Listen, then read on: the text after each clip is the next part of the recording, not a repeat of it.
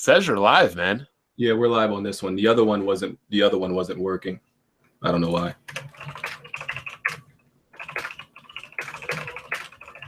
Are you live right now? Or are you waiting for everybody else? We're live on this one right now. I'm just waiting for everybody else to come in.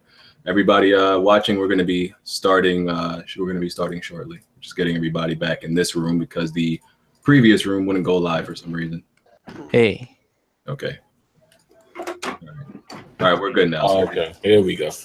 All right, just gonna get it started so we can get to this interview. All right, so Weapon Wheel Podcast, episode 87.9, getting our Kingdom Hearts decimals in. So Weapon Wheel Podcast is on iTunes, SoundCloud, Google Play. Check out weaponwheelnetwork.com. All the links are in the description. And shout out to all the patrons who've been supporting Weapon Wheel Podcast on Patreon. Make sure you give us a like, check out our Facebook page. And so let's get started on today's show. So let's get to the introductions. Just going to introduce each of the main cast is going to introduce themselves first, and then we'll get to our special guest. So Smooth. What's up? It's the best spot, Kid Smooth. All right. Jimmy. Hey, what's up, man? I'm Mr. Do It for the Culture. I'm here. Let's get into it. Bond. What's going on, everybody? Happy Passover. Hard 8. What's good, Hard 8 Gaming? Check me out. Jack Move. Hey, what's poppin' everybody? It's Jack Move, man. The guru at Giddy Up. But you can also call me your pony commissioner. Yeah. And our special guest today is the news editor of Kotaku, Jason Schreier. What's going on, man? Hey guys, I don't have a catchphrase. I feel like I need a catchphase to fit in here. Well, Jax is real animated. So You gotta get you one, man. So yeah, Jason, thanks for coming today. Thanks for agreeing to get on the podcast so we can talk to you about some topics. Sure, yeah. Thanks for having me, guys. Yeah. So first, I guess the first thing we want to ask you is, obviously, as I said, you're the news editor of Kotaku, and you've been in the headlines lately for several reasons. So we're going to get to that. But first, what games are you currently playing, and what games for the year have been your favorite and what you've really enjoyed? Oh man, this year has been ridiculous. I don't know if you guys agree, but this has been the best year for gaming in a long time that I can remember. I've been playing. So I just finished Persona 5 the other week, and then moved into Horizon, which both of those games have just become all-time favorites. Finished both of those. I just started this game called Cosmic Star Heroine. I don't know if you guys have heard of that. I saw that. Yeah, it's cool. It's an indie game. It's like a JRPG, kind of like Phantasy Star, the old Sega sci-fi series. Ooh. It's like a spiritual successor to those games. I just started it. It's pretty cool. I played a few hours, and I'm digging it so far. What platform is it for? It's on, I think it's PC and PS4 right now, and then more platforms are coming. What's it called again? Cosmic Star Heroine. I saw your tweet about it. Somebody was kind of triggered because they thought it might have been pushing a feminist agenda or something like that. Yeah, they were like, man, this game stars a woman? That's some social justice warrior shit right there. A game with a female protagonist? That's some feminist bullshit. No, it's like, yeah, people on the internet just being morons. Because it has heroine in the title, because it's about a female protagonist. But yeah, it's really cool. I like it a lot. The combat system is really cool. It's kind of like a cross between Chrono Trigger and Phantasy Star. It's cool. Well, BG, that should be right up your alley as an RPG guy. The jokes. Hey, quick question. How long you been at Kotaku? Man, too fucking long. 5 years. Wow. Okay. Well, 5 years, but the thing, 5 years doesn't sound like a lot, but in internet time, that's like 40 years. Mm-hmm. No, but I love it. I love working at Kotaku. It's pretty cool. Okay. Jack? Yeah, go ahead. Oh yeah, I got a question for Jason. I've been checking out your content, man. I enjoy it. I do know that you came out with a book recently, or it's coming out soon.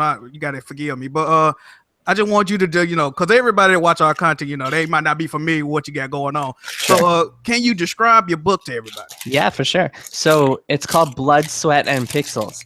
and it comes out in September actually. So a couple months away. Okay. 5 months from now, I guess. Man, it's coming up quickly. And it's about someone's crunching, by the way. I hear some. Yeah, I was about to say, could somebody please mute their mic? Thank you. Yeah, who is that? I might play with some plastic. I don't know what they were. Somebody It got some adds nachos. flavor. Someone's know eating what matzah. So it's called Bloodstone and Pixel. It's about the kind of thesis is that making games is really hard, like much harder than people realize. And so what I'm doing with it is I broke it up into 10 different chapters, and each chapter tells the story behind the making of a game. So it's a whole mixture of games. There's one on Uncharted 4, there's one on Destiny, there's one on Star Wars 1313, Halo Wars, a whole bunch more. You can find them all online. I have the full list up. It's actually on the cover of the book is the full list of games. And so each chapter is about like, this is what went into making this game. And when you read it, I think when people like read through the entire thing, they'll realize that making games is a lot more complicated and difficult than people realize, because there's so many moving pieces, and it can be just so difficult because of all the variables and all that. And yeah, I hope people like it. I think people will enjoy reading the stories that it's a lot of stories that people haven't heard before. Like, I don't think people really know the full story behind Star Wars 1313 and that game's development and why it was canceled and how LucasArts shut down. And so that story's in there. And I don't think people know the real story about like all the crunch and like the late nights and horrible weeks that it took to make Uncharted 4, and the director change, like going from Amy Hennig, who was the director of the previous Uncharted games. She was kind of pushed out of Naughty Dog, and Neil Druckmann and Bruce Straley, the guys who directed The Last of Us, they took over Uncharted 4.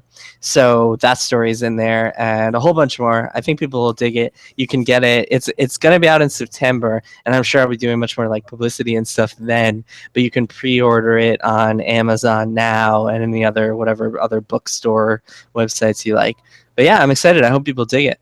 So yeah, that's real interesting, because a lot of those stories, you know, we only know what we hear, and sometimes that's not enough. Like we heard about the Amy Hennig situation, and there was some rumors that said she left voluntarily, and some said she was pushed out. So how did you like get this go about getting all this information? Well, so each chapter is a little different, right? So with the Uncharted 4 one, I should preface this by saying that most of the story is about the current version of the game. So like the Amy Hennig part it's just a small part of that story. So it's not going to be about like I didn't want to get into a lot of political gossip and like pointing fingers and that sort of stuff in the book, because I just wasn't that interested in that part of it.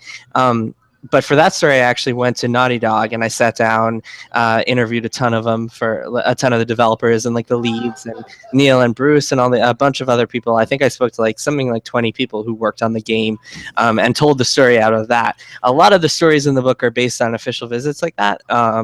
There's one on Stardew Valley, for example. I don't know if you guys know that game. It's like the Harvest Moon game, came out last year.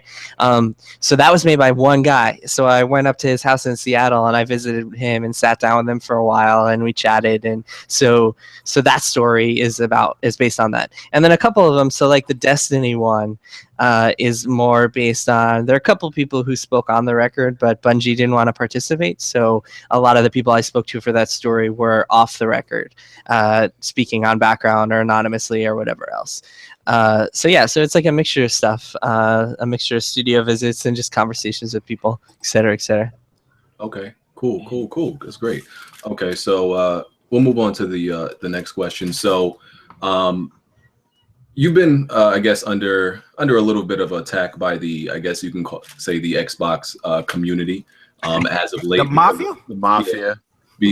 Because of some comments. But before we get to that, I guess, what are your general thoughts on the Xbox Scorpio? We learned a lot of news about it, from Digital Foundry recently. So what are your overall thoughts, and what do you think it'll do for Microsoft going forward? I think it's too early to tell, right? Because it's like right now it's hard to tell where Microsoft fits into things and like what the Scorpio will do.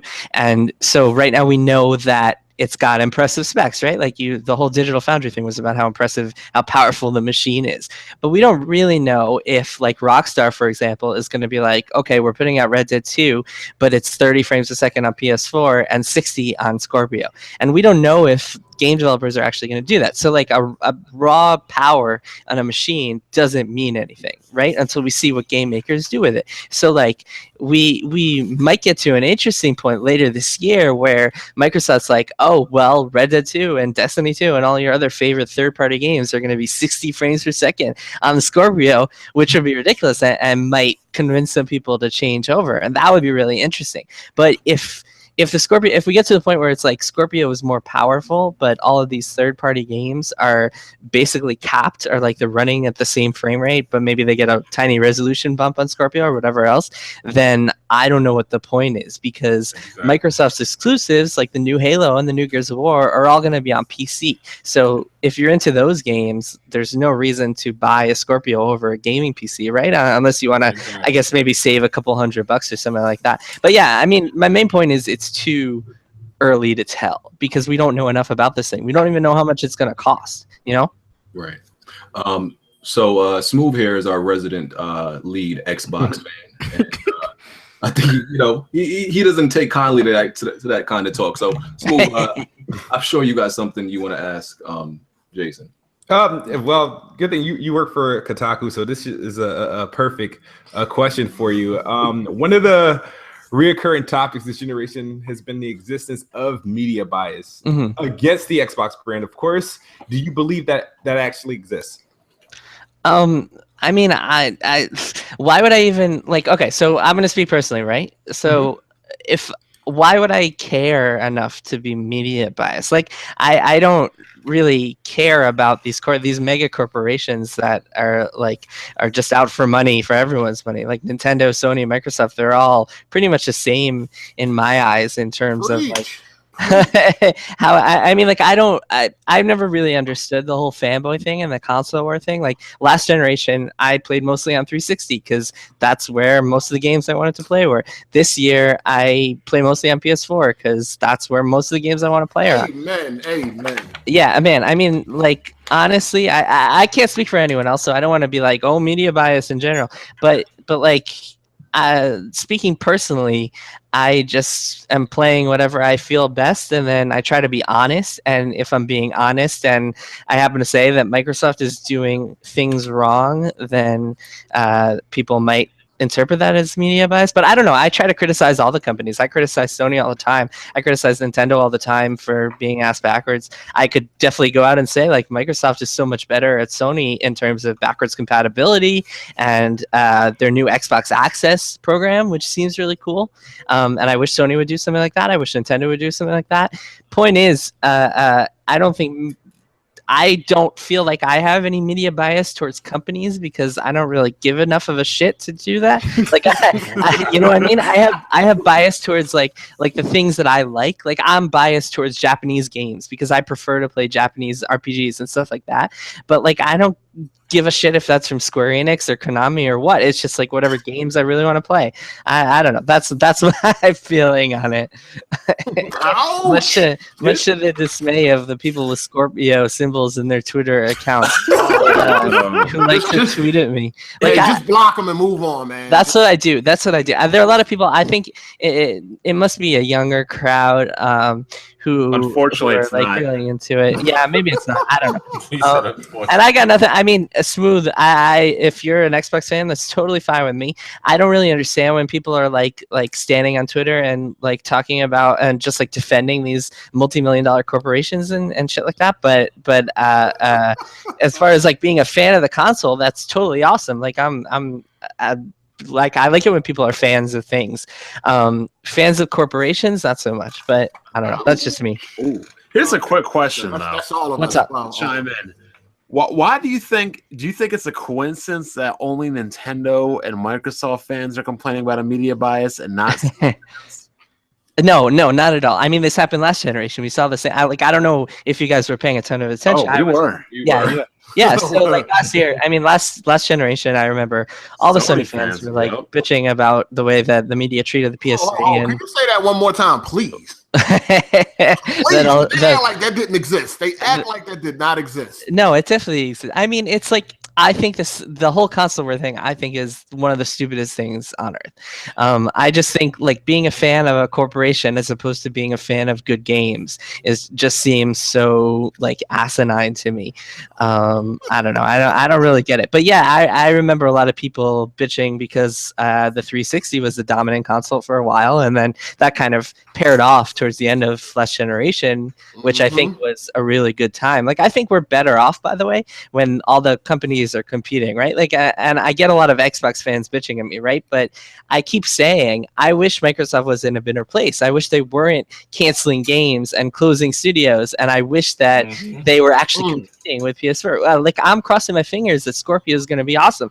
I would love more consoles and competition, and I want Sony to feel pressured to put PS1 and PS2 and PS3 backwards compatibility on the PS4 because that's what I want to play. You know what I mean? And like I feel like if they had a real competitor instead of just dominating this generation, then they'd be in better shape, I think, and we'd all be in better shape. Competition is good for gamers in general. Competition is good. It is definitely Should good. we tell this man what we call these fans of corporations? Oh my god. Hold on, Smooth. Did you got anything else to say? I don't think you did. If you have any other questions, you can ask right now. I'm just.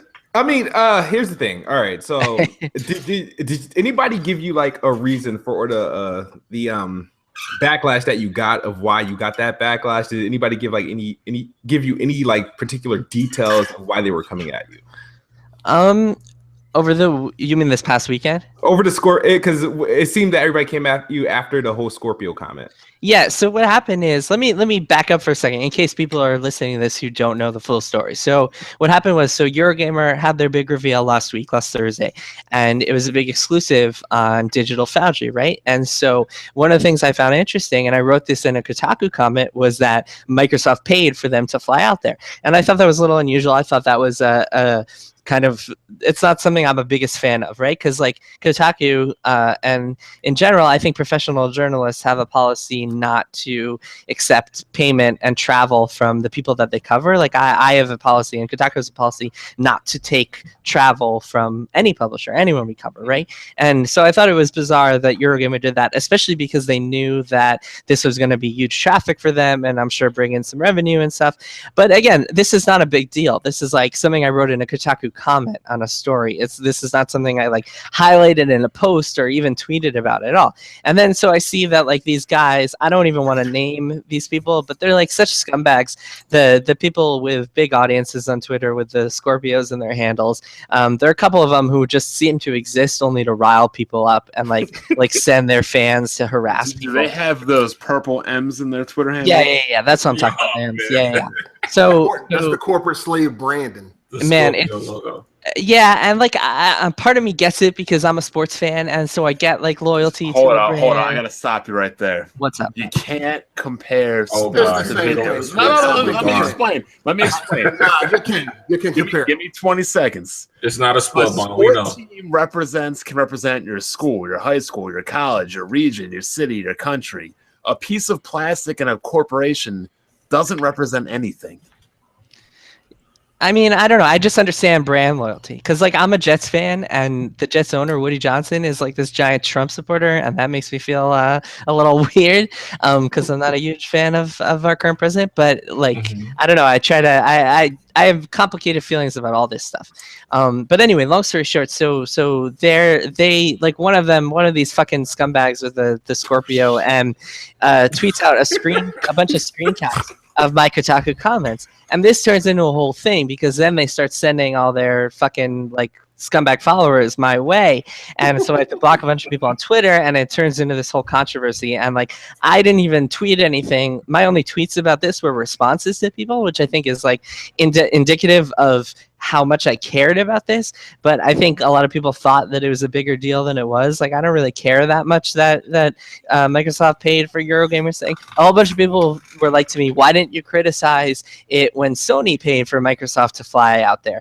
And when did Sony pay Microsoft to fly somewhere? Sorry, when Sony paid Eurogamer, or paid for their travel, to fly out for a PS4 Pro event. And I was like, because I didn't even pay attention to that. and like I barely criticized this. I said in a Kotaku comment. So the amount that I care about this, I think, is a lot smaller than the amount that the Xbox cretins thought I cared, and tweeted the amount that they tweeted about it. And I should specify that I'm not talking about Xbox fans when I say that. I'm talking about some specific. We know exactly who you're talking about. All right, You got to specify. I got in trouble for not specifying before. Yeah, I mean, I don't want to like name names because I feel bad because it's like I don't know, punching down. But I mean, to me it wasn't a big deal. And I don't think to anyone else it was a big deal. Like I talked to my editor at Kotaku and he was like, "What the fuck?" It just made no sense to me that people cared that much, and I think it's just a lot of people who have their priorities in the wrong place, have too much time on their hands. The one thing I will say is I do think it's disappointing that Microsoft, Phil Spencer and Microsoft executives associate with some of those same people and like tweet at them and treat them like they're not scumbags when their behavior on Twitter shows otherwise. But whatever. I mean, it is what it is. But yeah, to give Phil some credit, I do know like he has blocked some of them. The worst ones he has blocked and denounced some of them. So and Phil Spencer's have been banned from any Microsoft events as well. Yeah. Well, I like Phil Spencer. I mean, a lot of people I know at Microsoft are just good people, and I like them. And also, for what it's worth, something that I don't see mentioned a lot is that like these Microsoft fanboys who have M's in their Twitter handles started that practice after Scorpio news broke, and the person who broke that Scorpio news was me with my coworker Keza McDonald at Kotaku. Okay. We were the ones who first reported on this. If you look it up, you find the Kotaku article where we broke the news that Scorpio existed in the first place. So like if they think that I'm biased, like why would I be reporting on this news? I don't know. None of it makes sense to me. It's too many people with too much time on their hands. So like you said, like the same thing happened last generation where, you know, people preferred the Xbox 360, you know, the media shined better light on it, but it was reasonably so. It was because it was the better console in, you know, most regards, you know, so it deserved to be spoken about more positively. And like you said, the competition is good because just now we learned that Microsoft is doing the digital refund policy now. Sony hasn't even done that yet. So the pressure is on Microsoft to come up with these different ways to improve their platform, and they're doing it the same way last gen Sony with the PlayStation 3. They were doing everything they could. That's why competition is good. Exactly. What is the digital refund policy? You can do it from your dashboard. You can refund the game. Yeah, as long as you play less than 2 hours. I think it's more than that. You got 2 weeks. It's more than that. It's 2. You can play 2 weeks. Hold on, you can play as much as you want that 2 weeks. No, it's both. It's 2 weeks and 2 hours. It's 2 weeks. It's 2 weeks. I think. Oh, 2 weeks and 2 hours. Okay. And it's also they were saying I actually just got a statement from Microsoft on this. They're saying they're just testing it out with Xbox insiders now, and then maybe I don't know. We'll see what happens if they like expand it to all Xbox owners. But yeah, that's what I'm talking about when I say the competition is good.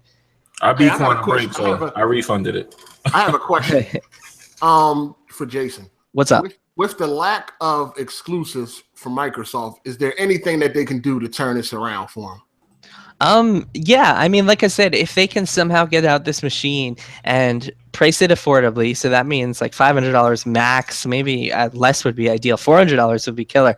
And put this machine out and say, hey, this thing will run Red Dead at 60 frames a second. This thing will run Destiny 2 at 60 frames a second. This thing will run the new Batman game at 60 frames a second. If they can do that and the PS4 isn't competing in that, and then they can get the controller in front of normal people and get them to see, because the difference between 60 frames a second and 30 frames is astounding. It's significant. The resolution stuff, I mean, that stuff is like if you have a 4K TV, whatever, it'll look crisper, but the frame rate is the real difference. That's where their real meat and potatoes lie. So if they can get that machine and they get the publishers and developers to participate, I think that could be good.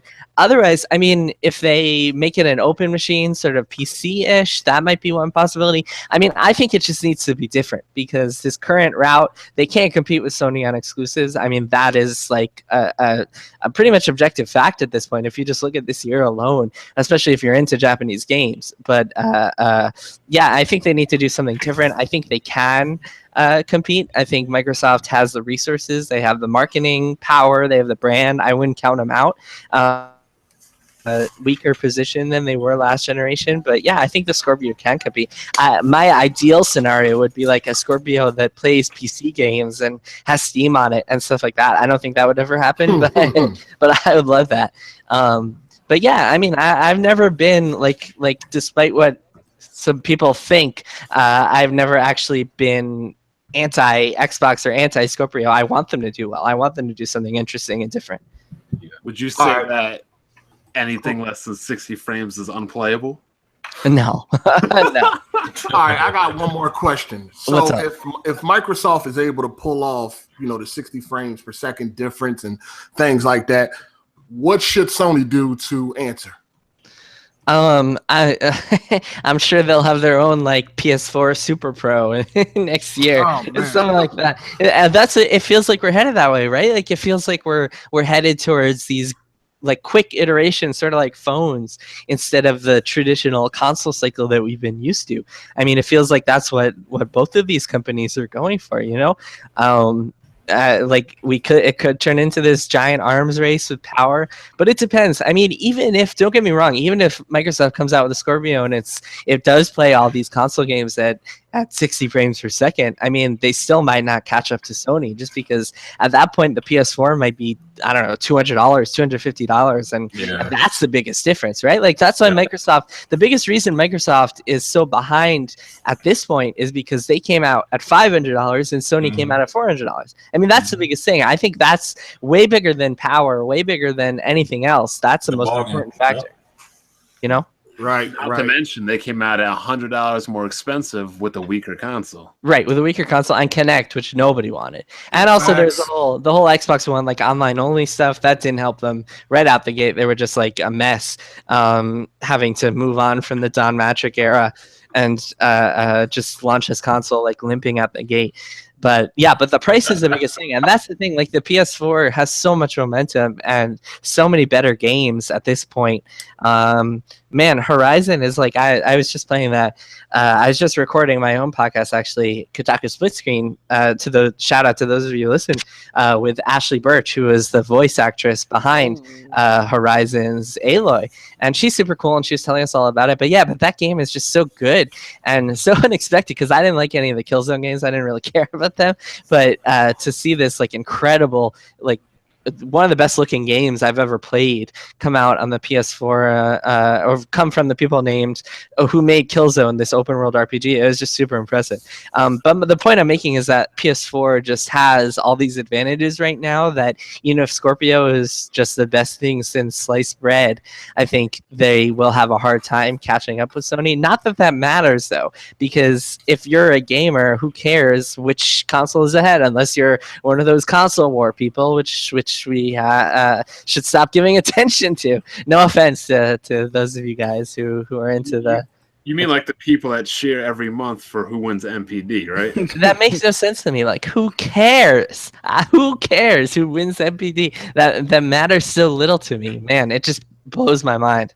Like, it's interesting to know that Microsoft is behind and to know that they'll have to recover, but just like caring about who's winning and who's in second and who's in third just has never made any sense to me.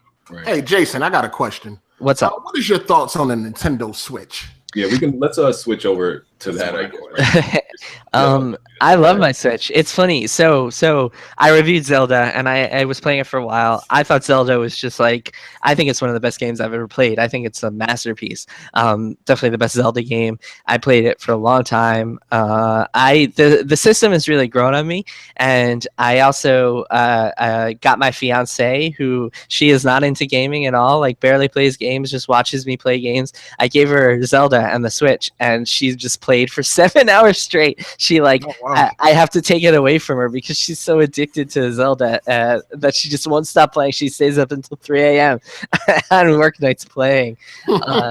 So yeah, I love this system. I think it's got a lot of potential. It's pleasantly surprising to see how well it's doing, because that means more companies will come to support it. Hopefully get some good third-party support on there. I really like that you can take it anywhere, because I travel a lot and go on the subway a lot. So I like being able to carry the console and play Zelda on the subway and play other games. I've been playing like Shovel Knight, which is really good, and other stuff that's on there. I'm a big fan so far. They did it pretty well. So, look at Kofi and Blandrew like celebrating. So me and a couple of others in here aren't the biggest, Switch fans. Everybody knows that. We're still skeptical, and we still have our huge doubts about the Switch going forward, because the Wii U did do good early on. So I don't think so, but do you think it can going forward, like in year maintain the 2 momentum and 3, maintain and avoid the pitfalls like the huge game gaps that the Wii U had? I don't know. Good question. I really don't know. I mean, that's the question everyone who has a Switch is asking. And I mean, it seems like they have this good lineup for this year so far. Mario Odyssey might be incredible. Like, if that game is as good or even close to as good as Zelda is just for Mario, then this will be already like an all-time crazy good system.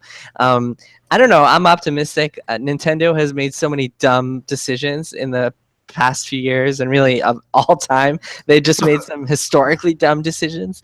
I'm a fan of classic games, so I would like to see what they do with the Virtual Console. I hope they really nail that this time, and don't make me buy Super Mario 3 for the 20th time. And yeah, I don't know. I try not to make predictions like, oh, this is going to be a huge success, because I actually thought Wii U was going to be a big success. And we all saw how that worked out. You already know how that turned out. Yeah, exactly. But I don't know. I'm optimistic. I'm bullish, I would say. I really like the system. Like, to me, I've been comparing it to my Wii U gamepad. And my Wii U gamepad, it kind of feels like a Fisher-Price toy almost. And the Switch feels like, wow, this is like a real adult console. This feels like a good machine that like I enjoy playing with and I enjoy holding in my hands in a way that the Wii U never felt like. So even just that and like the whole concept of it, I don't know. I'm pretty high on it, I would say. I guess we'll see if they can actually keep up this software support and like get some good games on there. I'm optimistic, skeptical, but optimistic, cautiously optimistic, I guess I would say. Question for you. So would you call it a system for hardcore gamers that a grown man could back? This man, boy. That a grown man could what? Never mind. Jack guy. Yeah, I get it. My question is about the Switch. You alive? Oh, I didn't know he was. No. Okay, go ahead. My fault, player. I'm being respectful. Okay. Jason, the Switch. One of my problems. You don't have to be respectful, by the way. We can get into it if you want. Oh shit! He pulling up on you. All right. Jason got the Draco right now. Oh, that's I like that. One of my biggest issues with the Switch is like one of the things I love about Xbox and even PlayStation is like the whole online community and then your profile being able to earn trophies and achievements. Does that bother you at all about the Switch not having that?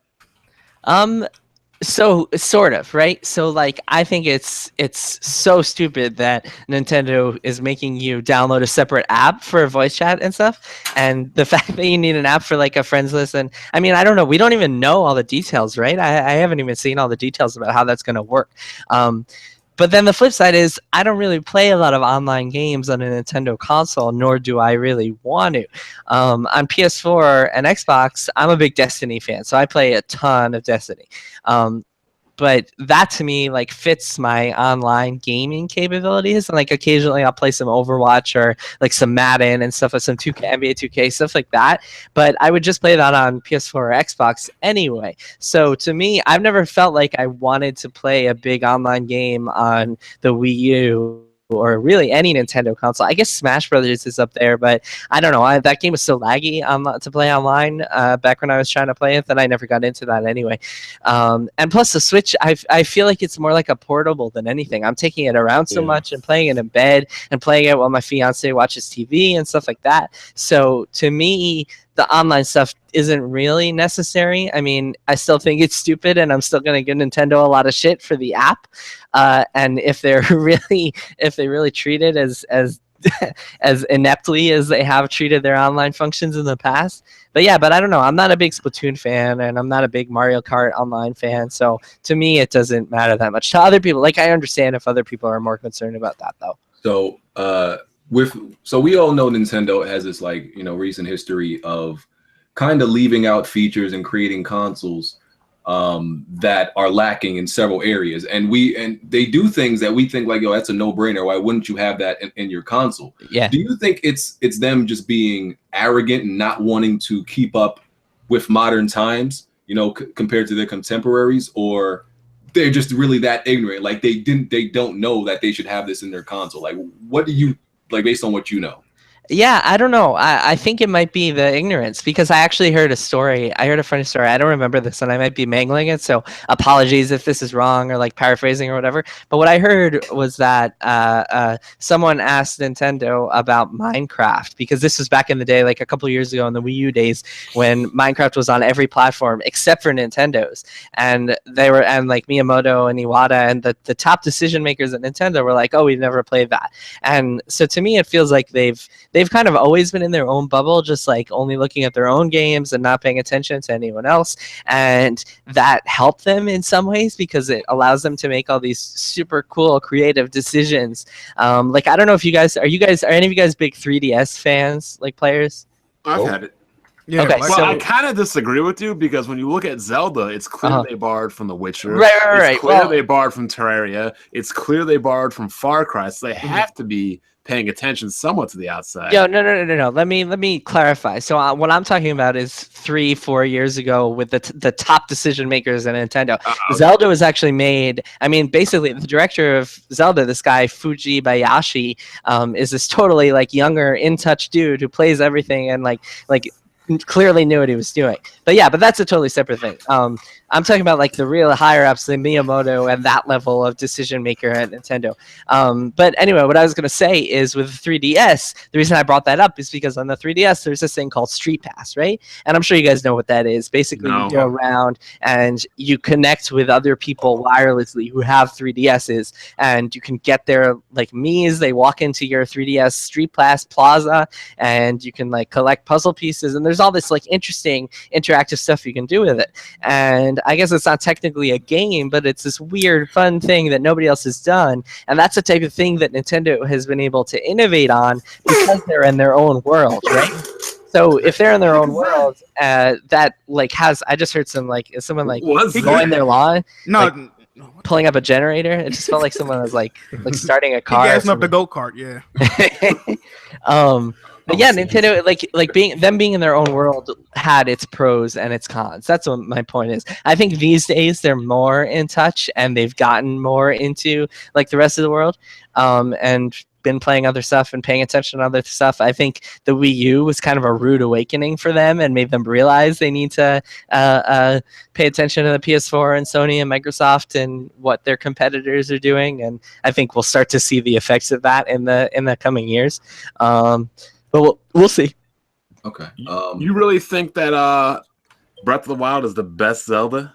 I really do, man. The more I think about it, the more I love that game. Like, I've been replaying it actually. Even after beating it, there's still so much I have to see and go in there. To me, the way I like to describe it is that like previous Zelda games were often about what you can't do, right? So like, hey, I just saw this wall with cracks in it. Oh, I can't do anything until I get the bombs and come back, right? And that was like an interesting design choice. But this Zelda flips that on its head, and it's all about what you can do. Like, you see a mountain and you can climb up it. You see a tree and you can chop it down and then float on the log in the river and shoot people while you're doing it. And it's just this crazy game full of all these possibilities and just the number of things that people are doing and all the weird experiments that people are doing. Man, this game, this is a special game. I do agree with that. I just didn't appreciate the lack of dungeons and the lack of bosses. Yeah, I see it. It's just a different type of. I would like to see them do more traditional Zeldas, maybe on like a 2D traditional Zelda, kind of like Link Between Worlds or something like that. Which was a very in good addition. game. Yeah, I love that game too. I'm a huge Zelda. Zelda might be one of my favorite series, so I'm a huge Zelda fan. What do you think about The Witcher?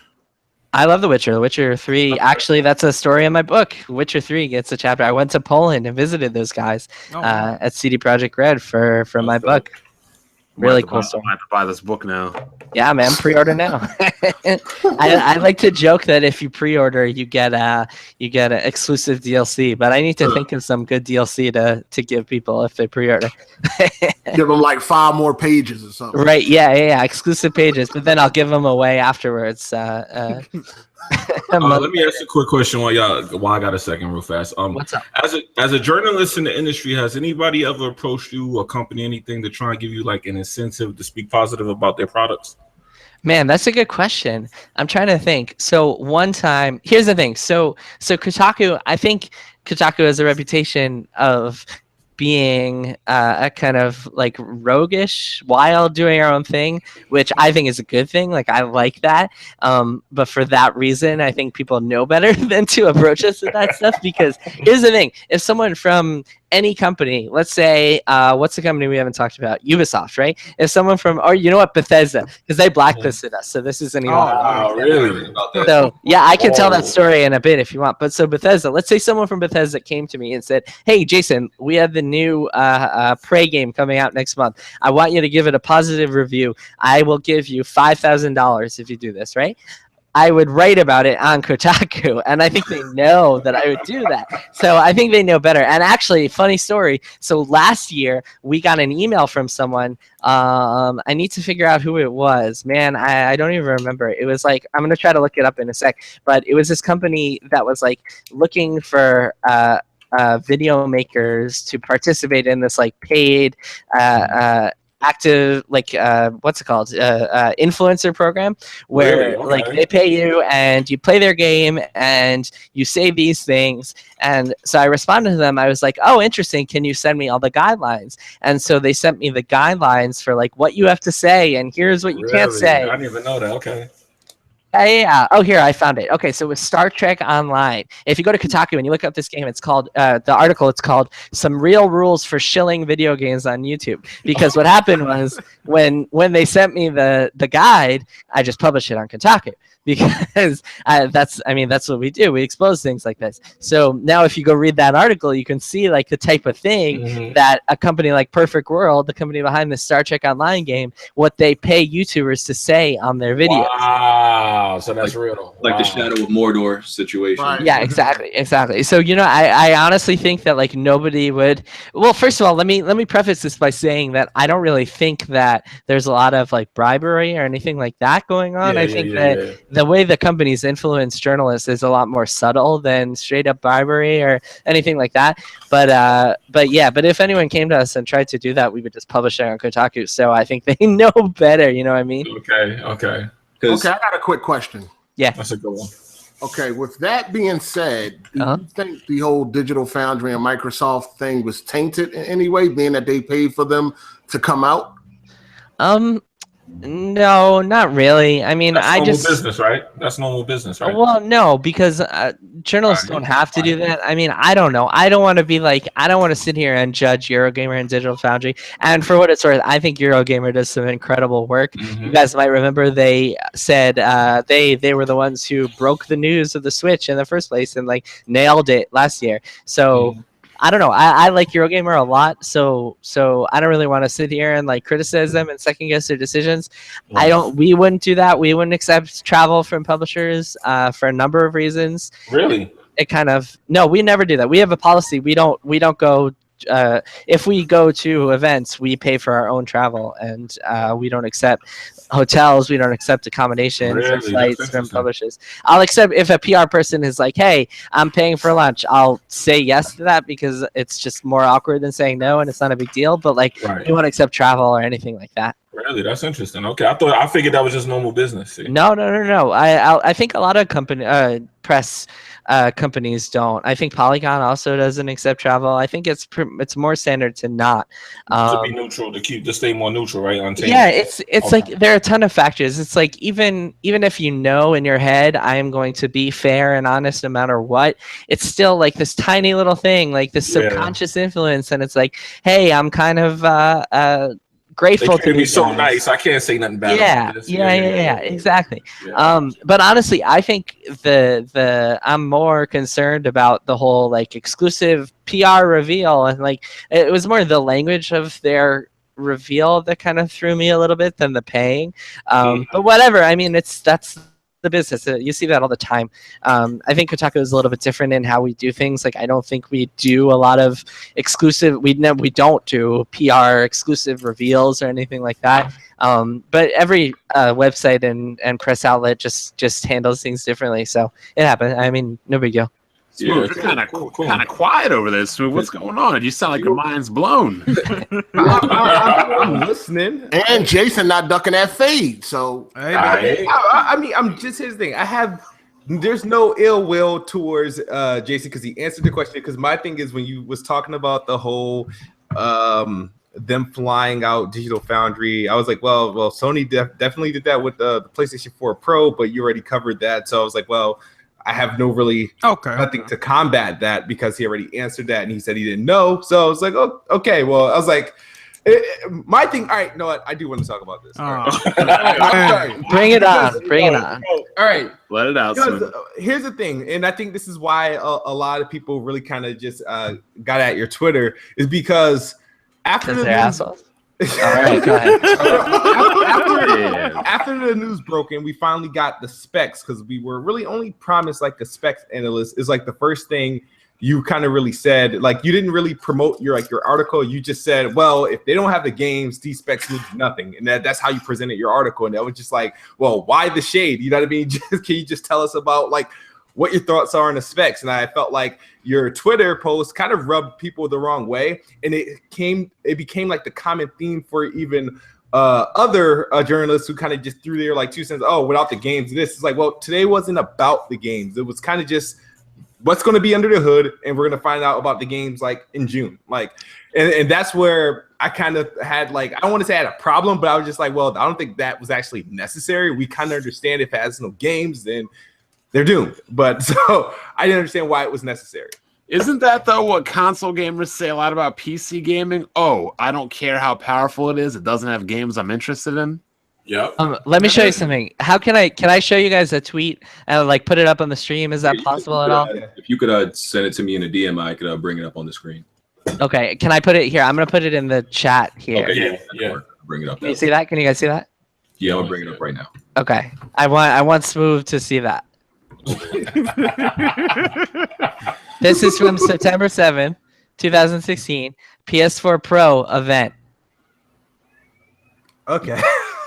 Smooth, your comments? Do you still think I'm biased or what?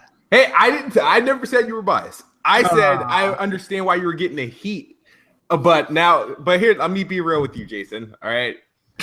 I wasn't. Your name didn't come across my feed. Obviously, there's a lot of Xbox people that follow me. Call them bots. And a lot of bots that I follow. You know what I mean? So that's how your name came into light then. For me to see the whole like the Scorpio reaction. But okay, see, all right, this helps. Hopefully, the Xbox that are watching this see that this did happen before on the other end. So like I said, this is why I'm quiet, because he kind of like. Smooth, your problem is this. See, Xbox fans will recognize it, but anybody that's an Xbot, they're irrational, illogical, and cannot be reasoned with. Ooh. So, Jason, just to go back real quick, yeah, like you said about like, because there's always this, especially in comment sections, people always bring up it's really only when the media says something they don't like, people always bring up, oh, they're paid off. Oh, the check must have not cleared. That's why this game got this rating. So yeah, like you said, like this is, as far as you know, there's not any like widespread scandal of companies paying off the media. There's none of that going on. If I knew that, do you know how happy I would be? Like that would be one of the biggest stories I ever wrote on Kotaku. Like I would be investigating that shit and reporting that. Like that would make me so happy if there was some huge scandal that I could cover. Like I I mean, I don't know if you guys. Well, so like what I spend my days doing and trying to do is like as much investigating things and reporting on things as I can. And oftentimes in games, a lot of the stories that you see and the news you see is kind of boring, kind of industry focused or like product focused. Where like, oh, this company released this press release. Oh, this game just came out. Let's check it out. But one of the things that I really like doing is like real stories about behind the scenes of games or companies and interesting stuff like that. I mean, that's one of the reasons I wrote this book, was to tell like real stories like that. So if there was a story about companies paying off press and there's some widespread scandal, man, that would make me so happy. I would, maybe not happy, but that would make me so excited just to report on it and write about that. I wish that was happening, but no, it is not, unfortunately. Maybe one day. About the Gertzman GameStop Kane and Lynch thing when it happened? That was interesting, but even that was like that is well, I guess I was kind of direct pressure of like them wanting to change a review score, but the fact that you guys can still bring that up and it happened in 2007 shows how rare that is at the major outlets. If that was happening more, it would come out and it would be publicized. I mean, the thing you have to know about journalists, and I say this as someone who hangs out with a lot of press people on different from different sites and outlets and stuff at E3 and all the events. I see a lot of people, like these people are my friends and colleagues. They all like to fucking gossip and talk. So if there was stuff like that happening, it would get around and people would know about it. And I would try to report it on Kotaku. The worst thing that happens is a lot of more subtle stuff. I think a lot of the exclusive reveal stuff can be influencing people in subtle ways, because if you're relying on a company to give you an exclusive reveal or something, then you kind of feel obligated to them. Like, for example, and I don't want to pick on Eurogamer at all, but let's say, okay, let's give a hypothetical situation, right? So let's say that video game website X, videogamefans.com. I don't know if that's a real website, but if it is, sorry to videogamefans.com. But this is our made up website, right? So videogamefans.com. They just made an arrangement with Sony to reveal the next Uncharted on their website in 2 weeks or something. And they're going out to Naughty Dog and they're finding out all about it, and they're going to do a big exclusive reveal. Okay, let's say a week later, someone from Sony comes up to videogamefans.com and says, hey guys, you guys are my favorite website. I work for Sony. I'm a whistleblower. Sony is treating me like shit, like they're sexually harassing people. They're forcing me to work overtime, blah, blah, blah. I need you to expose this. Do you think that website would still listen to this guy and follow his story if they're also working on this big exclusive on the next Uncharted with Sony? Interest, right? Yeah. So it's not so much a conflict of interest, but like they would be worried about hurting their relationship with Sony, and that's the most important thing. That's the biggest thing that influences press these days, way more so than anything direct. This is like super subtle stuff. Here's my thing about it. I feel like Microsoft has gone like a inexpensive way to reveal their work. Instead of setting up a venue to do like this big reveal, why not do it through the press, one outlet at a time? What do you mean? Why not do? You know how traditionally there's like a big event, like how Sony. Oh, right. I see what you're saying. Yeah. No, I don't know. It makes no sense to me, but whatever. I mean, that's their prerogative. But my point is that, like, I think one of the things that Kotaku that the credit of the people above me who protect me from a lot of stuff is that, like, we don't really care about our relationships with companies and people. We definitely care about our relationships, but if we always choose the story and our readers over those relationships. So, for example, Bethesda, they blacklisted us because we were reporting on stories that they didn't want us to report on. So that's the sort of thing that I think affects a lot of different gaming outlets, more so than like bribery or anything like that. I think it's a lot more subtle than that. Right. So that what you said made me think of Metal Gear Solid 5, because if I remember right with Metal Gear, like Konami flew out all the reviewers for that game, right? And made them stay there and play Metal Gear Solid 5. Like, I don't think, as far as I know, like nobody was sent out reviews. No, that's not true. I got a copy. I reviewed it, and they sent me a copy. I know they flew some people out there and made them play the game. So yeah, I think it was. It might have been smaller sites, and I think they sent out copies to some of the bigger ones who they knew wouldn't fly out there. Because like, if they said to me, for example, "Hey, we're not going to send you copies, so you have to come to our event," we just wouldn't go, and we just go and buy the game when it came out and review it then. But I think because we're just so uninterested in that sort of thing these days. But no, they sent me a copy. I reviewed it. I remember that game. I remember loving it. Was that like game. a review boot camp or something. Yeah, those things are pretty common actually. These days, I think it happens with YouTubers a lot more often, influencers, quote unquote, where they like to fly those guys and gals out and have them come and play the game and cap footage and stuff. But no, I've never been to a review event in the years that I've been working. We're not super into it. We don't do those things a lot. Going back to Nintendo, so this is something that we've said on this podcast. We feel this way a little bit. Sure.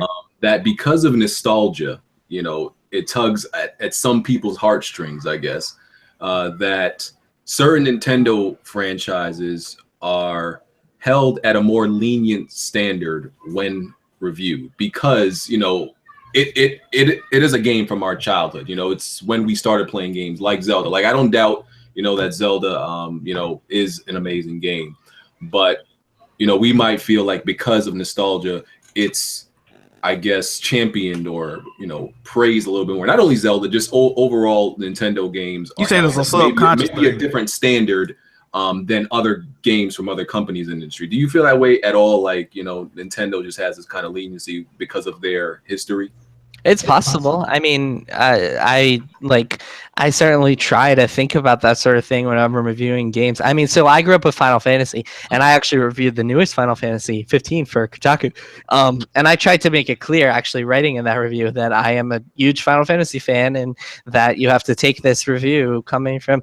See, the thing about biases like that, and like nostalgia and feelings and personal subjectivity, is that I think as long as the reviewer or the writer or the journalist is honest about that and open about that and kind of makes it clear to readers how they feel about something, I think that's fine, because there's no way to be objective, right? I can't.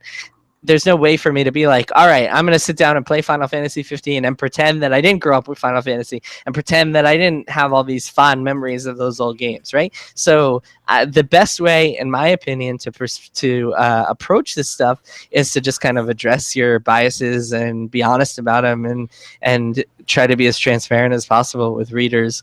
And that's always been kind of our mentality on Kotaku, is just like to be as open as possible and honest as possible and not try to pretend we're all like cold, unfeeling machines and stuff like that. Some of us are, though. What's up? Some of us are, though. That's true. Smooth is. I guess it might have been some of the guys. I don't know who it was, but I know on Twitter, like the Xbox community, they were kind of shaming. They dug up what you said in 2014. I don't know how the hell they found this, but you said nobody at Kotaku ever claimed to be objective, and objectivity is a silly thing to strive for. That's exactly what I'm talking about. Like, I think that I've always been of the belief that and I think people interpret that as thinking like, oh, Jason hates Xbox, Jason loves PlayStation, whatever.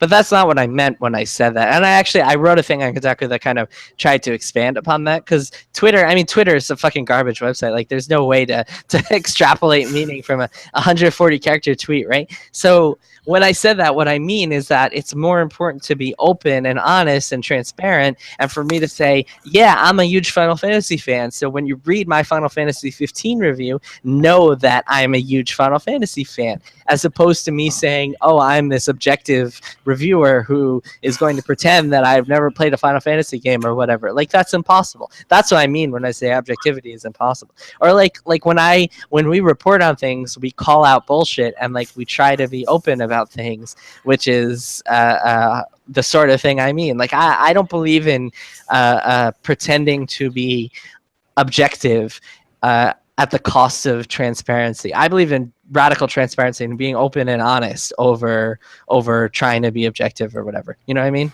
Does that make sense? Yeah, absolutely. I have a quick question before you get out of here. For people that want to get into journalism, what steps should they take, and how did you get started? Man, I mean, it's much harder these days than when I got started. I got started like 8 years ago, something like that. When I finished college, I started freelancing and just like pitching myself. And eventually I got this gig that was like a contributing writer job for Wired, for the magazine's website, wired.com.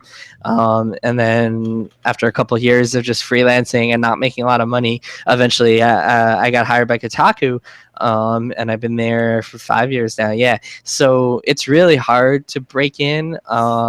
I don't really know. I mean, these days, I think it's important to be able to do video and podcasts and all that stuff. I think it's still just as important to pitch and be freelancing a lot. The most important advice, I think, if I were to give one piece of advice to people, it would be to specialize. I think people are more interested, like if I'm looking for a freelancer, I'm more interested in someone who is specialized in one particular thing, like esports or like I don't know, Hearthstone or whatever. Like I'm more interested in someone who's like a super expert in their field rather than someone who's like, oh, I can review anything. I'm way more interested in specialization. I think that can be really helpful. But yeah, I don't know. It's tough. I wouldn't recommend trying to break into this industry just because there's so few jobs and so many people who want it. But if you were really, really set on it, then specialization, reading a lot, writing a lot, doing a lot of video, being willing to do as much as possible. Right. Another question I wanted to ask real quick.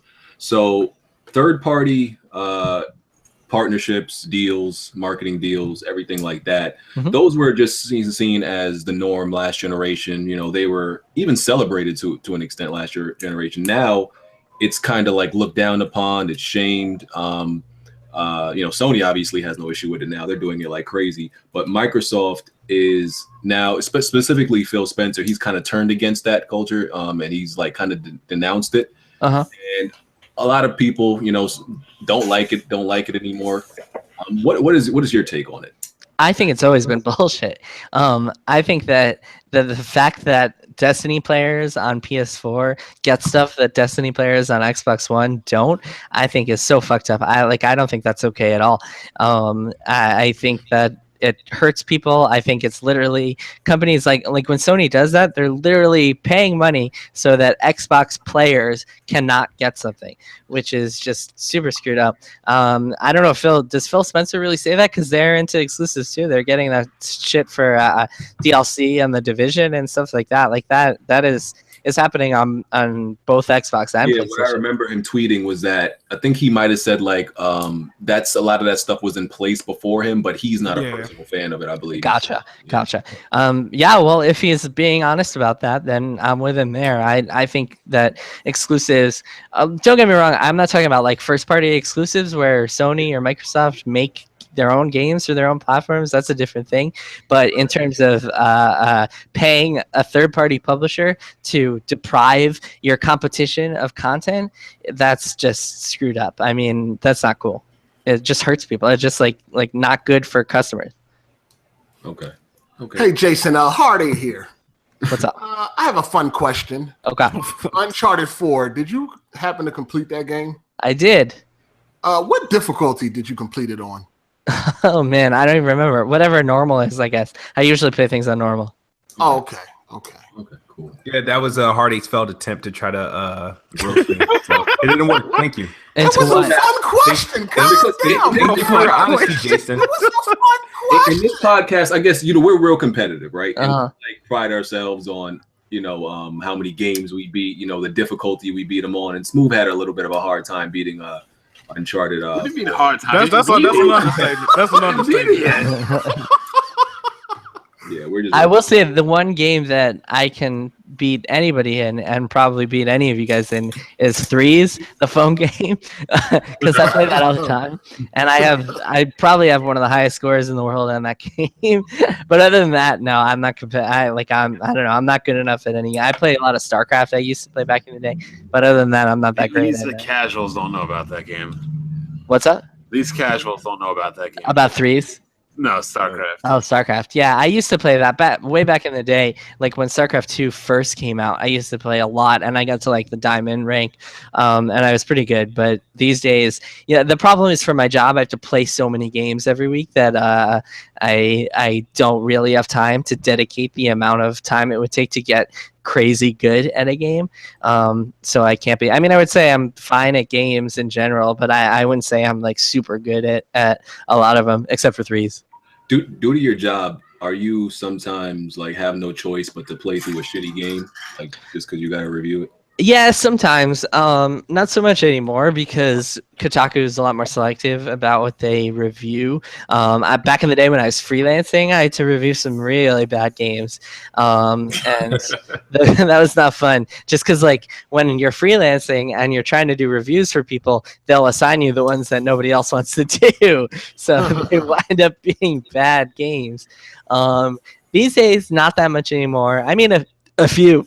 Excuse me, I played a few clunkers for Kotaku, but usually I have the luxury to only play stuff that I'm really into. And Can I ask you a quick question about that since you're talking about reviews? Sure. This is something that a lot of people are going to want to know your take on it.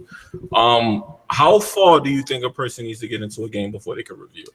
Oh, man, that's a good question. I don't think there's an easy answer to that. So, like, I didn't think so either. all right, so an ideal world, the answer would be, oh, they have to finish it, right? Thank you. That's the ideal world. But in the real world, that's tough, right? So, like, I reviewed Xenoblade back in 2012, and that came to the US for What the do you week. think about that game? So I actually didn't like it. I wasn't a big fan. Believe it or not, it just wasn't for me. And I'm a big JRPG fan. That's what I'm saying. Yeah, so back then, I actually was supposed to review it, and I played about 35 hours, and I was just like, I don't want to play anymore. But it would have taken me another 35 hours to review it. So I just ran a review, and again, that's not ideal, but I felt comfortable enough that I could talk about it in an interesting way. I tried to never do that with Zelda. I had to play like 60 or 70 hours before reviewing it and finishing it up and whatnot. But I ideally finish a game. There are circumstances when I think it's okay to review a game without finishing it, like if you get to the final boss and you're about to hit deadline, or like if a game is bad. The thing about reviewing games is, like, if a game is bad after 20 hours, it's probably not going to get better. You can probably safely say, hey man, this game is bad. So there's definitely an argument to be made. But yeah, in an ideal world, I would say you should just finish all games before reviewing it. What about 8%? Oh God! I knew somebody was gonna say If that. you finish 8% of a game, do you think you should be able to write a review for it? I feel like you're setting me up for something here. He said somebody else. He's talking about another It's member of just the an honest podcast. question. It's another attempt on me. That's all you need to know. It's like, this is what they do. They just like having valid. They seek validation from other sources. Hey, Smooth, I love you, bro. Yeah. I think this was about Forza Horizon 3 because Smooth finished 8% in Forza Horizon, and they were saying that wasn't enough for him to review the game. But I don't know. It's a racing game, and I'm not into racing games, so I don't know what 8% is equivalent to. You don't know what 8% of 100 is? 8% in a racing game is very different from 8% in like an adventure game. 8% is 8%. Maybe you playing all the tracks. 8% of the content. You know what? Hold up, though. After you beat the new Zelda, there's like a percentage meter in the bottom left. I played like 80 hours of that game. I beat that game. Mine says 13%. So you know what? Damn. Sometimes those things. Because they have all those collectibles. You're not gonna. Yeah, exactly. It's the content. It's the amount of content. At least Right, you beat it though. So that's what I'm saying. Those things can be misleading. Is what I'm saying. The percentages. Exactly. So I don't. That's what I'm saying. Like I don't know what 8% is a racing game. Percentage is different in every game. Yeah, I don't know. Yeah, It's just the content, man. That's all. 8% is very early in the game. That's what it is. Yeah, you failed. Jason, what would you say is or maybe more than one the main factors that contributed to Sony's success with the PS4 this generation? Main thing. I I think it's a bunch of stuff. Like I think, like we were mentioning before, I think a lot of it is the Xbox just limping out of the gate and having to deal with all those early problems with the online stuff and Connect and the price. A big part of it was they had a really good just like set of games right out of the gate in terms of hyping things up. There are a lot of good third-party stuff that seemed to run better on PS4, which I think helped a lot. Like back then when people were making their decisions, everyone was like, oh, this runs at 1080p on PS4 and 900p on Xbox One, so I'll probably just get a PS4, right? That's I remember that being a big factor. The $400 versus $500, that's the biggest factor, I would say. The E3 2013, I remember Sony had the most impressive conference, and they were showing off a ton of cool stuff. I remember they first revealed Uncharted 4 then, I think, or maybe that was the year after. No, that was the year after. Yeah, year after. That year there's a Final Fantasy 15 and Kingdom Hearts 3, and they were talking about stuff like The Order, which turned out to suck, but back then everyone thought it could be cool. And a bunch of other games that they were showing. Destiny was there. I remember they had a really impressive conference back then. And yeah, the price, that was the biggest point. That was the biggest difference, I would say. That was the biggest factor that Sony had. Okay. A few more questions. We're gonna get you out of here. Okay. So this is a debate we've had on here before in terms of graphics versus gameplay versus story. Well, really just between gameplay and graphics, right? I mean, gameplay and story. Because I think how did I pose the question? I think I told them like I would rather deal with a game that has good gameplay and a really story. bad story and good at least average gameplay than a game with really bad gameplay and an average story, because I feel like you can at least ignore the story, but you can't ignore gameplay. So let me answer that question by saying that I'm a Destiny fan.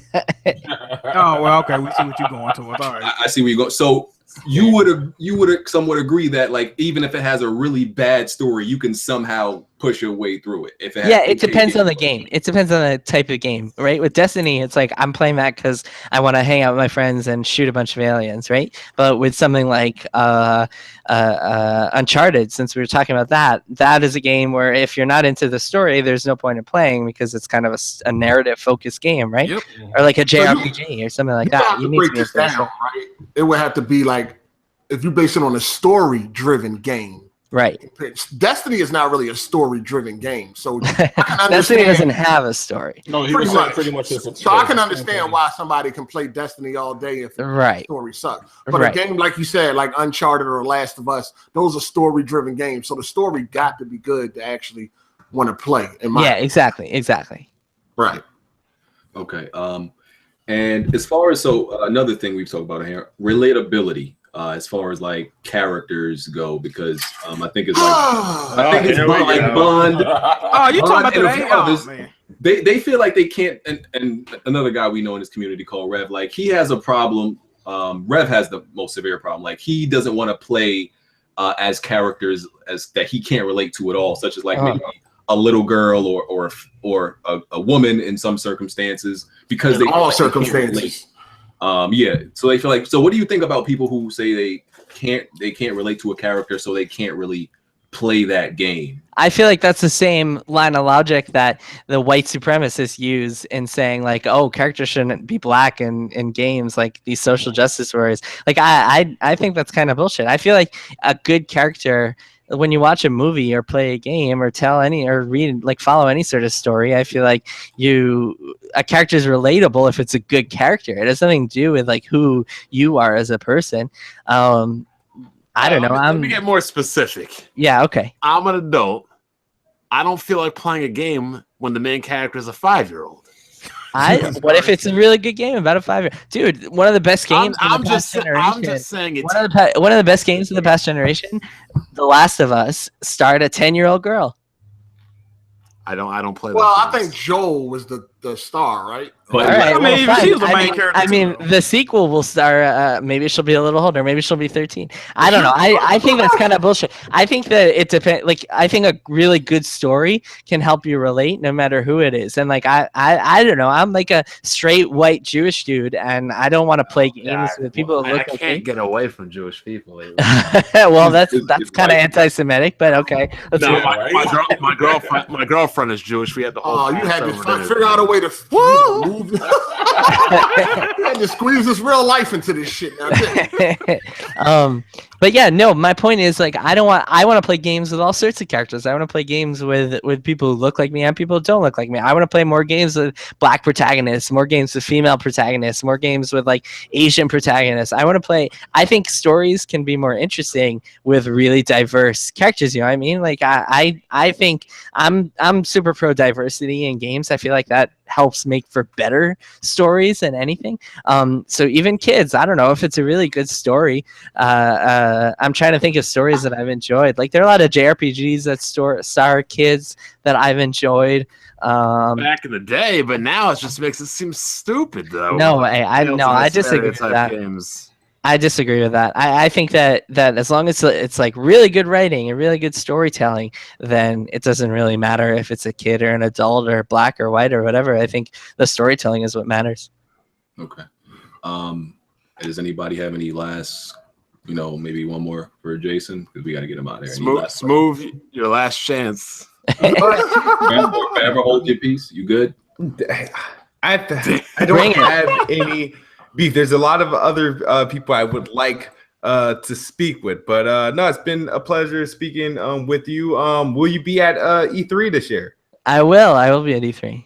Great. I look forward to seeing you there. So if you slip up, that's when we could have a conversation. Let's do it. Hey, I got a few more minutes if you guys want to keep. I'm willing to go at it about anything. I'm pretty opinionated. I don't have any like. There's nothing I won't talk about. So if you want to ask me anything, I'm here. I got a question for you. Yeah, sure, hit me. Anybody out there that is like a real Xbox fan, would you like to give them any advice on who they should stay away from? What do you mean? As far as like who they shouldn't follow, who they shouldn't watch, and things. Are you? No, like I said, toxic? nah, dude. I don't want to get into naming names. Like I said before. Because there are some. I think Jason probably knows because this guy has like been blackballed by the whole industry. I don't want to let's not shout him out in this podcast. Let's not do that. We not giving no shout outs. I guess like GameStop. GameStop has some. I'm sure you've heard. I think Kotaku definitely wrote about this. Like GameStop shady business. What do you? Yeah, I've been reporting on that. That's why my whole thing is like the Circle of Life program. I've been reporting on that for a couple months ago. Yeah. How did you? Is that what? Like, did you learn about that situation the same way you learned about the other stuff y'all broke? Like. So that in particular, actually, I saw people on Reddit talking about it before I started reporting on it, and then I started reaching out to people, and then what happened was, after I started writing about it, a lot of other GameStop people came to me and started telling me their own stories, and it wound up turning into a whole big thing. I heard from a couple 100 people. I actually didn't even have I wasn't able to respond to everybody, so apologies to those people who I didn't get a chance to. But yeah, that was really like screwed up story. I think they're still having some issues. GameStop. I mean, that company is just like going downhill fast. Which I don't know, I guess was inevitable, and more people are moving digital, so it makes sense. People wanted to know, I guess, a little bit more details about the blacklist story from Bethesda. Oh, sure, yeah, it's a funny story. So 2013, right? So this is a bit of a long story, but I'll just tell the whole thing. So in like April of 2013 was a year where we kind of inadvertently, almost accidentally, wound up posting a lot of stories that were about stuff that Bethesda didn't want people to know, right? So in April of 2013, I ran a story that was kind of an investigation into what had gone wrong with the Doom game, which now came out and was really good, but back then was going through development hell and having all sorts of issues and getting rebooted. And so I wrote a story about that. Then in May, I wrote a story reporting that Arcane Austin, which is the guys who made Dishonored, that they were working on the new Prey game, right? So what was interesting, what happened with that was that Bethesda came out and denied it, right? So Rock, Paper, Shotgun, the website, they sent a reporter to interview Ralph Colantonio, who's the guy in charge of Arcane Austin, and Rock, Paper, Shotgun asked him, hey, are you guys making Prey? And Ralph Colantonio said no. So at that point, I was like, wait a minute. So I wound up getting an email from Ralph Colantonio to his studio saying, hey guys, we're working on Prey, and I published that on Kotaku. So obviously that pissed them off because it made it clear that they were lying to people. And then after that, in December, what happened was there was this. What's up? Which we know now because Prey's coming. Right, now Prey's coming out. Yeah. So in December, there was this big ARG called the Survivor 2299, and everyone thought it was going to be this big Fallout 4 announcement. Then, as it turned out, it was fake, right? So the news came out, it was fake. Everyone was disappointed. Around the same time, someone sent me some casting documents from the real Fallout 4. So I did a story being like, hey, even though that thing was fake, Fallout 4 is real, and here's the proof of it. And then after that, it was kind of that series of events that led Bethesda to just stop talking to us, stop sending us emails, stop inviting us to things, just stop talking to us entirely. Even today, when there are stories about Bethesda, like our practice is to contact people, contact companies for comment whenever we're writing news about them that like we need comment on or whatever. They have not responded to a single comment from us in 3.5 years. Damn. Yeah, it's babyish. Their marketing department is run by some babies. I'll leave it at that. Did they actually tell you like, hey, send you email like, yo, you're blackballed? We're not. Nope.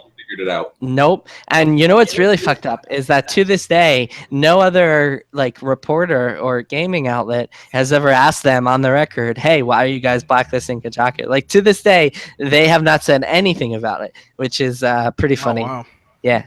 Have you ever been blackballed by anybody else? Ubisoft blacklisted us for a temporary. I was just about to say that. Yeah, temporarily after, because we kept reporting on the new Assassin's Creeds. People kept leaking them to us, and Ubisoft got pissed about that. But now Ubisoft's working with us again, and they were adult enough to reach back out and build our relationship again, which has been good. I heard those are the two hardest companies to get into business with too.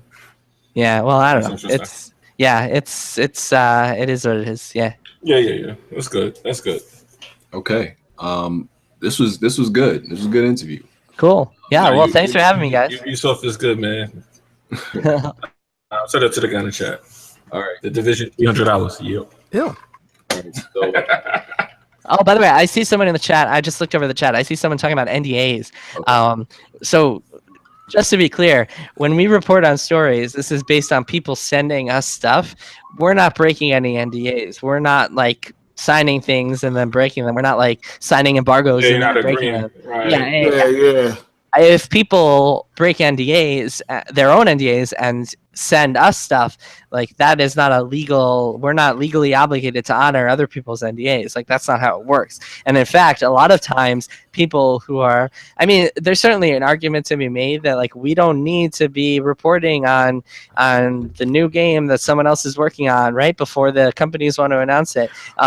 There is an argument to be made that we do need to because we're news reporters and we should be reporting on that, but that's a little more complicated. In terms of like reporting on companies doing shitty things to their employees, like stuff like crunch and like layoffs and stuff like that needs to be talked about. That is, sometimes it's important for people to break their NDAs to talk about that stuff and contact us, and we'll definitely honor, like if someone comes to us and says, hey, my company's treating me like shit, I gotta break NDA to tell you about this, I'll say absolutely, we'll keep you anonymous, we'll protect you, we don't have a problem with that because that's our jobs is to do that. Hey, I got a question. Because I heard Greg Miller say this. I don't know if it's true or not. But, like, you know how sometimes, like, reviews of games, the embargo, somebody breaks it. Uh-huh. And he was like, if somebody break an embargo, I think, like, we all could just break it at that point, like it's just out. So is that true or is it, like, a little different? It depends. It depends on the story, right? Like sometimes it's with reviews. No, not really. With news, yeah, because the news is out there.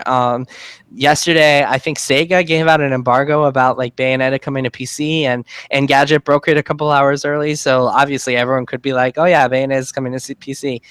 It really depends on the situation. With reviews, not really. Like I wouldn't break an embargo, even if someone else like posted it up early. I wouldn't break an embargo for that unless the publisher came to us and said, yeah, you can break an embargo. Because the thing about embargoes is like the companies don't owe anybody early review copies. Like they're doing us a favor by giving us it happens to be a mutually beneficial favor because they're doing themselves a favor too, getting coverage of their games. But like if every company decided not to send out review copies anymore, like that would be totally up to them, their prerogative. So us agreeing to an embargo is a totally reasonable, fair condition for getting reviews. And also the thing about an embargo is it allows us to all be on the same page as our competitors, so we don't have to feel like we got to rush to be the first ones to review the game. Yeah. So I think review embargoes, I think can tend to be a good thing, as long as they're not like Assassin's Creed Unity, where the review embargo was the day it came out, and like so nobody could say that it was buggy and shit because it was like a couple hours after the release. Yeah, right? yeah. So we actually made a policy after that game came out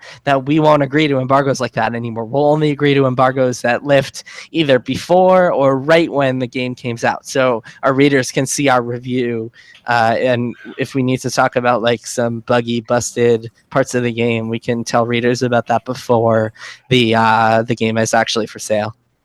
Appropriate warnings. Yep. All right. Okay. Jason, thank you. Yeah, thanks, guys. Thanks for having me. So if people want to find me, so you can find me on Twitter at Jason Schreier, JASON SCHREIER. And my book, Blood, Sweat, and Pixels, is up for pre-order now. You can find it on Amazon or anywhere else you prefer to order books. And it comes out in September. I'm pretty excited. I hope people dig it. Hey, that's a good name, too. I like that name. Of the Thanks, book. man. I appreciate it. I'll be reading that thing, definitely. Where can we find you, Smooth, after this burial? You guys really over-exaggerate. You're going to find me on Twitter doing what I do best, and that's getting people triggered. Why are you arguing? Smooth lying is not getting people triggered. Why are you arguing with that man right now? I'm looking at it, Smooth.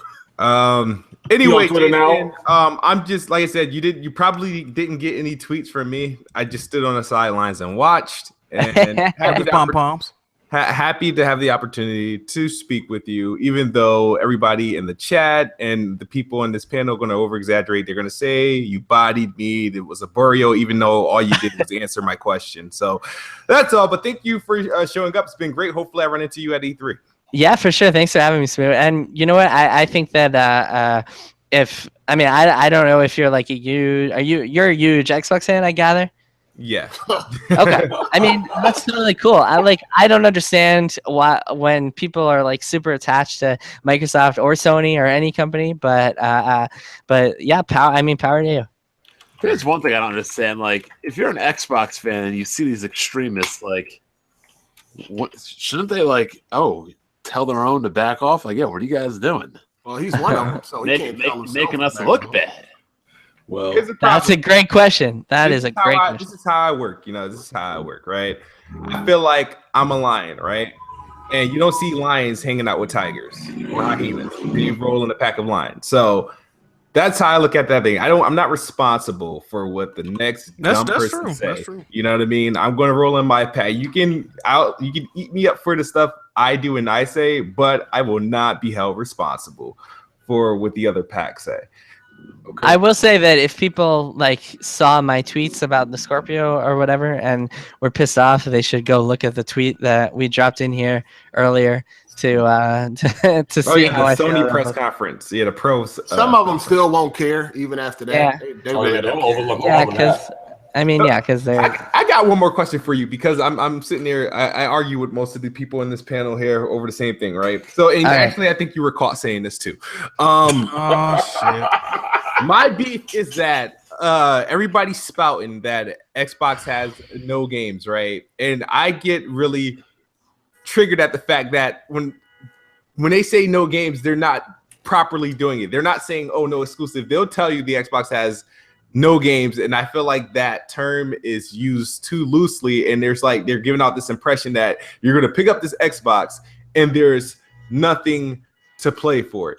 And that goes without saying. Are we really 36 games? He's taking it literally. He's taking it literally. Like nobody is even saying it literally. I mean, when I say it, I'm talking about no games. I mean, all Xbox games are also on PC. That's what I'm talking about. Like, if you want to play Horizon, you got to get a PS4. If you want to play Persona 5, which is another all-time classic that we didn't talk about before, you got to play. You got to get a PS4. If you want to play Gears of War or Halo 6, then you can get it on a PC. So what do you need an Xbox for? I mean, that's what I'm talking about when I say the Xbox doesn't have the games to compete with PS4. He know what you mean. He know exactly what you mean. Well, yeah. By the way, if Microsoft, and I said this right after my other tweet, but none of the Xbox fans, none of the fanboy scumbags, whatever, pay attention to this. If Microsoft announced Lost Odyssey 2, I would be right there on launch night, like getting this thing. Like that's all I need is a game like that to be a system seller for me. I'm an easy sell. That's all I need. Keep hope alive. Yeah, right. So what'd you think about Scalebound being canceled? That is unfortunate. That hurt. Just like it continues a pattern of Microsoft canceling games and closing studios. I mean, them closing Lionhead. And don't forget Ensemble. That was early too. Man, hey, good chance to promote my book because Halo Wars and the story of Ensemble's last years is a chapter in my book. There you go. Hey, they might not got exclusives coming out, but they got some new colorful controllers. So look forward to that. That's true. I mean, they got some stuff that Sony doesn't have. Like the Elite controller is pretty cool. Sony doesn't have anything like that with the under buttons and stuff. Backwards compatibility, Sony needs to get on that. I mean, don't get me wrong. Like Microsoft has some advantages. It's just that they need to do more. That's all I'm saying. Yep. Well. All right, so yeah, Weapon Wheel Podcast on iTunes, SoundCloud, Google Play. You can check it out there. All the links are in the description. Once again, Jason, thank you for coming through. And thanks, guys. Thanks for having me. All the viewers, thank y'all for watching. And we out of here, y'all. Peace. Yep. Peace.